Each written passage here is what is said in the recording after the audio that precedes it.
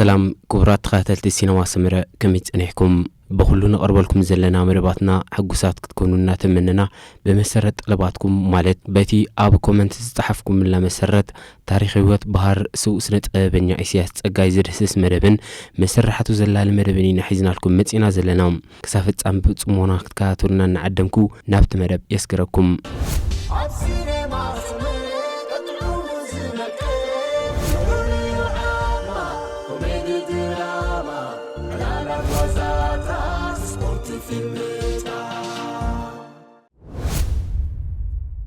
حركابتهم نهجرنا نسنت بزوفيو زيغاتاتيو كابتا برعو كألمان بيعو زحنت اتقلا جزي ورتقن حقيو كلش زهقن بفلت اتزقب بأمرقو مسوشتو أوشتو أواقعو هزبنا زير أيونوس اتبقى كوارديو أنكيدو بحق تعويتيو جن أيتقبن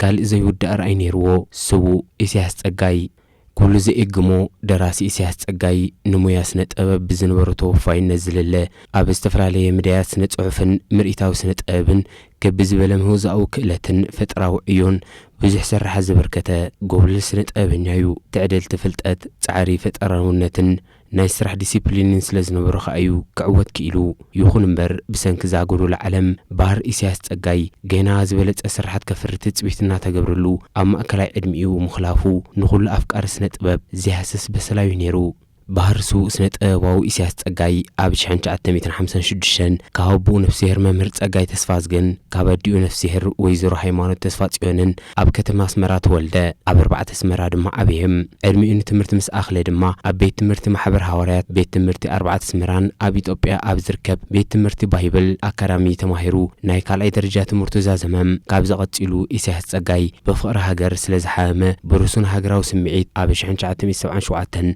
ناب حزب جنبار حرنت إيرترا تسلفم دحر قبو تعليم مقصام مخا نابتواغا أي سراوي تمدبم أبتان تأرسر عالدرق زكايز نبرو قاتكا أب كبل توعلتات كينا دحر مستافو كبي سنكلن أقري أقاتمو دحر سنكلون ودما أب كفلي محبراو قداي كساب شحنج عتبيت سمانيان تنحم أب 6 عمد أب كفلي بوليتكاو من قاحج أنفر مرمر تمدبو مرمراو سرحت كاي جمرم كابت كفل كيوت أخا نابج أنفر بحالي تغيرو أب نايمكت أمن موسى أن مويا كنت أفجمرم سنة أبنيا إسياس نتحت سرطان حتيوتو ملو بملو تتغيملو كلمنات سنة دحرنات سنة بأماي زوط رسنة أو سرح زبركته ركيق تبعت أبنيا ينيرو إسياس مستقر لين غازت إنيان في الصحيح جشوا بمخانون حدش سنة أو بيان زفبرخ فابريكات أبينيرو أب أوان صورا بزفريو طيبات ننات سنة إيرترا معدو زخفتو ورك أو سنة دازونن بلو سنة أباويو إسياس تقاي زفري مسرحات نقلم سنة أكسكا فانس بركيليلو لميني تقرالي وديني تامريتي كاتينالكا أولي الشعلة نقوسي سوو برين علالة شدن قوبو دندن ملشا سرناي مسرع برين أمبيبيو دبدابيو حرينا إيرنا وارساي سبي حداس بيتي دقعو هلو أوقات تشامو هزبي أوت قريبا أدي أسمرا إراب اجر مخل امباسادر كال انكونان كلوا تنقصاص فيلميتات كا فقرن كيناتن اتاد مسمس غنزر اي راهيل نشتحوي كند حموتي ميلانو نوح قصري زيدبس غواهي تمالي وزته افريو زحلفه جيغنا سنت ابنيايو لميني بزخونه منغستي بزخونه قانقوا ابزخونه ميدا ابزخونه اقام يمصا بمكحو يتكلا فتحو انلن معرف تاريخ اللوغ وحف نقل كاجيغنا بعنتبو عديل كالاتي تصاببو وسن دحديركا وسن حيشو زي نفاس كان نفاس من حيشو زي حيلخا حيل من تحيسو زي متكلكا متكل من نكيسو تا متكل لومندو مويتا شويت عدي وديا من كيزمتام عيني بخفتا بركي بتعيتا كيدقس دو كيكونو وقحتام لبي بقرحنتا سني بنخستا مريت كبصحي نبدرتام لميني اديخا تحبينم سنكات اوئه مسب زنان يركا سمعي باخا خوريم وسني لودو وسني إلودو وسن دراسي إسياس تقاي مزي بحجيرو ستقس استفلالي سنت وان ستاتو اب حيالو حتامات نايتا اب جزي حرنة وقالسن اب وانت سنتن بتكال بحالي إرترا تحتم زنبرت بحلاو متعهد نتقبرا ابال ادالاو بورد خوينو سرحيو سو إسياس تقاي دحرنات سنت إرترا اب بحلاو مأكل كم حلافي أكال تياتر كوينو بحلافنت كسرح تمززم ኣብ ሰክረታርያት ሃገራዊ መርሓ ጨንፈር ዜና ከም ጋዜጠኛ ጋዜጣ ሓዳስ ኤርትራ ብምዃን ተመዲቡ ዝሰርሐሉ ጊዜያት እውን ነይሩ እዩ። ስቡእ ስነ ጥበባዊ ኢሳያስ ጸጋይ ግን ካብ ናብ ምምሕዳር ናብ ሞያ ስነ ጥበብ ዘድሃበ ሰብ ስለ ዝነበረ ገና ካብ መጀመርታ ዓመታት ናጽነታት ሒዙ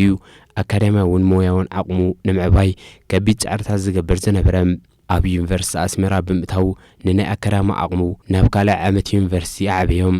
ኣብ ተን 72 ዓመታት ድማ ኣብ ክፍሊ ባህሊ ሚኒስትሪ ዜናን ባህልን ከም ሓላፈ ጉዳይ ስነ ጽሑፍ ኮይኑ ብትግሃትን ብጻዕርን ክሰርሕ ድሕሪ ምጽናሕ ኣብ 1995 ብወግዒ ተጣየሰም። ብድሕሪዚ ኢሳያስ ጸጋይ ካብ 1998 ጀሚሩ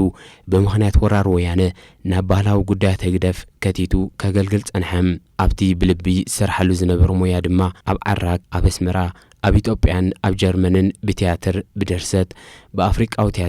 ቲያትር ኣብ ግጭታትን ብዝብል ዓውደታት ብርክት ዝበለ ወረቐት ምስክር ዝረኸበሉ ስልጠናታት ቀሰመም። ብዘይካዚ ኣብ ዩኒቨርሲቲ ሊድስ ዓዲ እንግሊዝ ብሞያ ቲያትር ናይ ማስተሬት ዲግሪ ከምጽእ ክኢሉ እዩ። ስቡእ ስነ ጥበባዊ ኢሳያስ ጸጋይ ነቲ መላእ ዕድመ ንእስነቱ ከፊሉ ዘዋህሉ ዓቕምን ተህቦን ንምስጋርን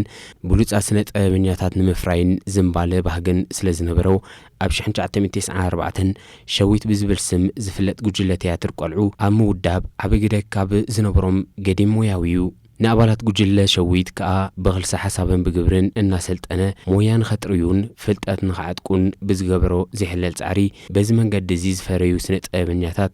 ናይ መድረኽ ሰባትን ኣቦና ኢሎም ከም ዝጽውዕዎ ኩሉ ዝፈልጦ ሓቂ እዩ። ኣሻዕል እትብል ግጥሙ ምስ እነስተማቐር ድማ ትሑስጣ ነዚ ይመስል ዓዲ ትተሓመስ በኣይ በኣኻ ዓቢዶም እዮም ክብሉ ንዓይን ዓኻ ኣነስ ጋሊሄየ ዓይን ሕሜታ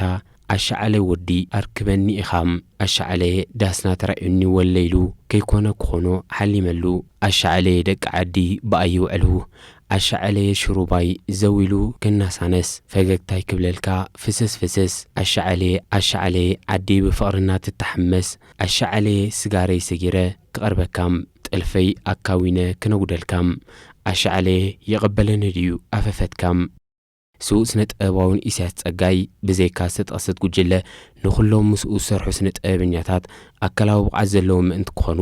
ካብቲ ዝተሓተ ምውስዋስ ኣካላት ጀሚርካ ክሳብ ዝለዓለ ቃልያ እናገበረዩ ዘስርሖም ነይሩ። ስነ ጥበባዊ ኢሳያስ ጸጋይ ኣብ ልቢ ህልዋት ኣብ ማህደር ጥበባት ሃገርና ንሓዋሩ ድሙቕን ዝሃስስ ዝኽሪ ዝሓደገ ክኢላዩ ሰቤም ኤርትራዊ ሰቤ ኣነውን ሰቢኺ ኢለያ ንነፍሰይ ስነይ ንኸይሰም ብስስዐ ተገፊዐ ህይወት ምስ ረሓቐት ሰላም ጠፊኣ ዓመፅ ቀረበት ከብረይ ተደፊሩ ጉዙእ ምስ ኮንኩ ሰባይ ኮንካ ምስ ተባሃልኩስ ምስ ተረገጽኩ ሰቢኺ ኢለያ ንነፍሰይ ስነይ ንኸይሰ ኣብ ቆራሪ ለይታት ንፋስ ክሸበብ ብናህሪ ንኣካላይ ክድንድኖ ንሕሰመይ ክሓሪ ጥሜተይ ክዛይድ ምፍጣረይ ከጽላኣኒ መቓብር ጎረቤተይ ሞት ክትቀርበኒ ሰቢኺ ኢለያ ንነፍሰይ ስነይ ንኸይሰም ኩለንትንኡ ኣብ ስነ ጥበባት ሒሉ ዝነበረ ስቡእ ኢሳያስ ዘፍረዮም ስነ ጥበባዊ ፍርያት ኣብ ታሪኽ ጥበባት ሃገርና ነባሪ ህይወት ዘርእሎም ዝሓለፈን ሓድሽ ኣፍ ደገ ዘርሓውን ዓበይቲ ሃገራዊ ሃብትና ከኣዮም እዞም ዝተጠቕሱን ካልኦት ብዙሓት ፍርያት ኢሳያስ ጸጋይ ኣብ ምምጻእ ናጽነት ኮነ ምሓስ ሃገራዊ መንፈስ ናይ ምኸተን ኒሕን ስምዒታትን ኣብ ምውስካስ ጸብለል ዝበለ ግደ ነይርዎምን ኣለዎምን። ብጻዕራምነቱን ፈጠራውነቱን ልሉይ ቦታ ዝነበሮ ኢሳያስ ጸጋይ ገና ሓድሽ መጽናዕታዊ ስራሓት ንኸፍሪ ኣብ ዝተበገሰሉ እዋን ብምኽላፉ ግን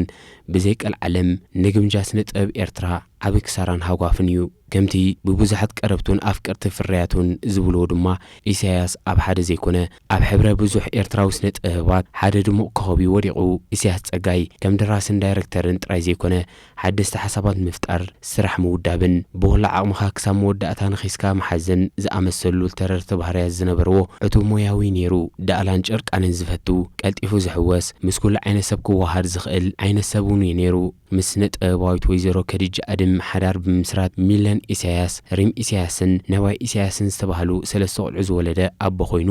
ብዘጋጥሞ ሃንደበታዊ ወቕዒ ኣብ ሆስፒታል ኦሮታ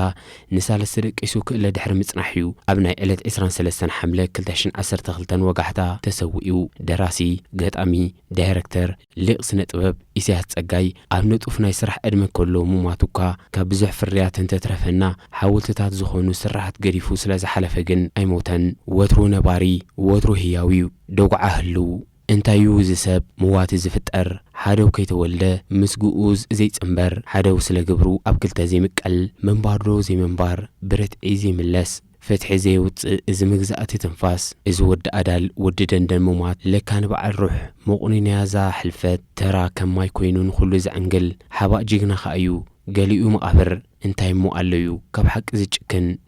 ገለንና ነበረ ዓወትና ዓይዳዊቱ ገለንና ሓለፈ ዓወትና ሓፋሽ ማህሌቱ እንታዩ ዝባህሪ ገለመለ ኣሕባሩ ጎመዳ እንዶ ኮይኑ ሓንገርቲ መትከሉ ገዳመይ ክሰፍር ክኽወል ካብ ዝኽሩ ዓጽመ ደሙ ኣብ ዒንተይና ሰረበም መልአከ ጽላለውቱ ናብ ህላወን ቀረበም ጨንገር ተግባራቱ መልሐቕ እናሃበ ቅሳነት መንፈስ እሞ ውርሻን ድዩ ምስጢሩ ገዳም ዘስፍረኒ ዝኽውለኒ ካብ ዝኽሩ መሬት ተንዋጊታ ባህረዩ ካብ በለት ጽንዓት ካብ መለሰ ልመና ሰማያት ዕድል ኮይነበረን ብስለትዩ እትሞት ኣነምን ኮይኔ መትበሩ ዘይቅነት ቀልቢ መን ዓዲገ ዓለመይ ከቋምት ከምኡ ተበዚሖም ልቢ ዝልቦም ከምኡ እንተበዚሖም ስራሕ ዝጣዖቶም ከምኡ እንተበዚሖም ኤርትራ ዝሃሞም ባዕሊ ደፊንዮ ስለምንታይ ይነብር ዓለም ሕቆይ ሂበ ገዳመይ ዘይሰፍር ዓሚቕ ፍቕሩ ከም ዝናብ እንተወሪዱ ለምለም ዳህዩ ኣብ ነግሕታት እንተዓሪዱ ህይወት ሃገሩ ብሞቱ እንተሰሚሩ ሞቱ ብህይወት ህዝቡ እንትቝጸል ጺሉ ገዳም ኣብ ጽሕኒ ክእለ ካብ ዝኽሩ ንሱ ኣብ ኩሉ እዩ ዘሎ ዘይደሰስን ዝጭበጥን ሓይለ መንፈስ ሓይሉ ህልውን ምውትን ኪኖ ከዋኽብቲ ርሒቑ ንዒንተይ ይቐርበን እንታይ ክባህሌ ዝርእን ዘይርአን ገዳመይ ሰፊረ ክልቲኡ ዘይስእን ንሱ ድምፂ ኣዕዋፋይ ሰምዐን መኣዛ ዕምባባታት ኣይሸተተን ዓልመትን ሓየኸ ሃገሩ ዘሚሩ ክስጣሕ እንተርአ ንሞት ገጽ ከሊኡ ገዳም እንተሰፈርኩ ቀረባንዴ ናብኡ ንዝየሎ ካብ ዘልዕል ምዘይሕወሶ ካብ ዝነብር በዝኽሩ ካብ ዝልሎ ተካእቲ ብዙሕለይ ሕልምታቱ እትፈትሑ ገዳመይ ክሰፍር መሓሉ ለይብኡ ዘኽበርኩም ተኻተልትናም ንሎሚ ዝበልናይ ትሕዝቶ እሰማዕኩም እዩ ነይሩ በዚ ነቕርበልኩም ዘለና መደባት ዓጊብኩም ክኮኑ ሙሉእ ተስፋናም ኣብ ቀጻሊ ብኻልእን ሓድሽ ንትሕዝቶ ክሳብ ንምለሰኩም ጸጽብቑ ንምንየልኩም ሲነማ ሰመረ ካብ ጊዜ ናብ ጊዜ ሓይልና ደደበ ፍልጠት ሓጐስ ደስታ ሰሓቕ ስኒት ሩፍታ መኽሰልና ሃበ ሲኔማ ሰመረ ኣብ ሲኔማ ሰመረ ቀጥዑሙ ዝነቀ ሩልዩ ዓማ ኮሜዲ ድራማ ዕላላት ዋዛታት ስፖርት ፊልም